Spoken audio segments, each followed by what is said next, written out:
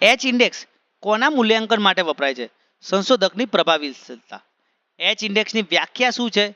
H સંખ્યા જેટલા પેપરોએ ઓછામાં ઓછા એચ વાર ઉલ્લેખ મેળવ્યા છે કે નહીં. એચ ઇન્ડેક્સ કયા વિજ્ઞાનીએ પ્રસ્તાવિત કર્યો હતો? જે ઈ હિર્સ. એચ ઇન્ડેક્સમાં એચ શું સૂચવે છે? હિર્સ ઇન્ડેક્સ. એચ ઇન્ડેક્સ કયા પર આધારિત છે? પ્રકાશિત પેપરની સંખ્યા અને તેના સાઇટેશન પર. જો સંશોધકનો એચ ઇન્ડેક્સ 10 છે તો એનો અર્થ શું થાય? તેના 10 પેપરને ઓછામાં ઓછા 10 વાર ઉલ્લેખ મળ્યો છે.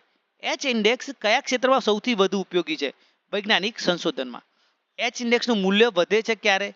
સાઇટેશન વધે ત્યારે. એચ ઇન્ડેક્સનું ગણતરી કઈ પદ્ધતિ દ્વારા થાય છે? સાઇટેશન્સને ઉતરતા ક્રમમાં ગોઠવીને. એચ ઇન્ડેક્સનો મુખ્ય ઉપયોગ શું છે? સંશોધકની અસરની માપણી કરવાનો. એચ ઇન્ડેક્સ ક્યાં મળી શકે છે? Google scholar. એચ ઇન્ડેક્સમાં ઊંચું મૂલ્ય કઈ બાબત દર્શાવે છે? વધારે પ્રભાવશીલ સંશોધન. એચ ઇન્ડેક્સ માત્ર કોના માટે વપરાય છે? સંશોધક, સંસ્થા અથવા જર્નલ માટે. એચ ઇન્ડેક્સ કઈ મેટ્રિક સાથે સંકળાયેલું છે? Citation analysis. એચ ઇન્ડેક્સ વિશે નીચેનામાંથી કયું સાચું નથી? એચ ઇન્ડેક્સ ક્યારેય ઘટતો નથી.